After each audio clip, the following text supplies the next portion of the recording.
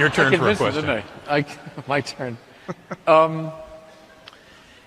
When I first heard about you, I told the story today. It was a student at the North American College in Rome when I was bemoaning the fact that we were so bad, we Christians, at battling the new atheists. And he said, well, have you heard about this William Lane Craig fellow? And at the time I had not. And I said, oh, well, you got to watch him. He really can do it. So I did, and was very attracted to his approach. And what struck me was, here's a Protestant, here's an evangelical, but who's using what I identified as a very Catholic approach to use natural theology, I would say, and especially God argumentation, which is associated probably more with people like Thomas Aquinas and others. And that's what really struck me was, well, here's a Protestant, but using a rather Catholicizing method. So I've always been intrigued by that relationship between you and Catholicism. I know through Geisler you had that training in Thomism. Yeah, that's true. I was trained under a Thomist. So you had an exposure. Natural theology. Yeah, you had an exposure to it. So that leads to my question, which is, I was thinking of asking, well, why aren't you a Catholic? But I thought it'd be a little too blunt, you know.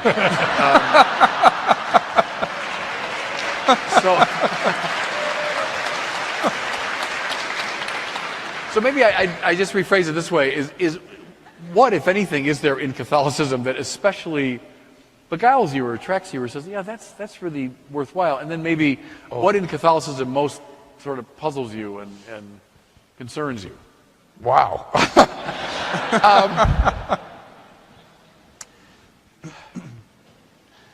I suppose the most attractive thing would be the ancient history of the church and this long, great tradition that extends all the way back to the Greek apologists and the church fathers. But there are so many things that Roman Catholics believe that I just don't believe. And I couldn't become a Catholic even if I wanted to, because I just don't believe those things. You know, I don't believe that Mary was immaculately conceived or ascended into heaven or assumed into heaven.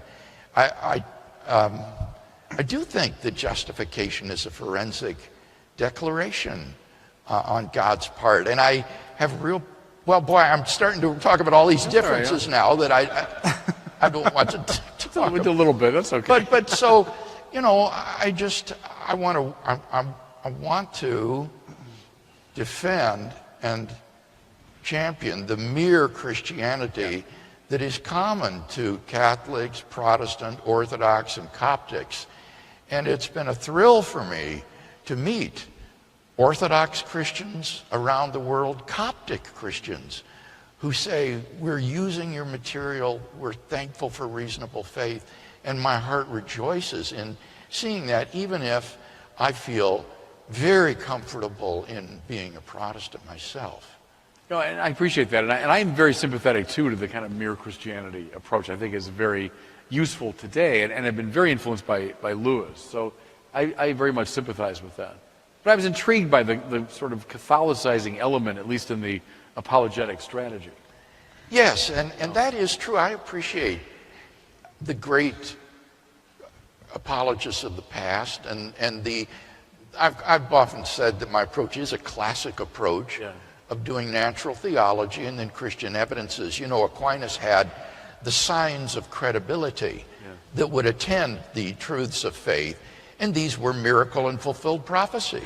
Well, the resurrection of Jesus is the premier New Testament miracle, and although as a medieval theologian who lacked the historical method, he couldn't give evidence for the historicity of the resurrection, we are much better situated today. We have better grounds historically for believing in Jesus' resurrection than these early medievals and church fathers did, who didn't have the historiographical tools to study these things. So I'm very much in sympathy with the framework of that approach.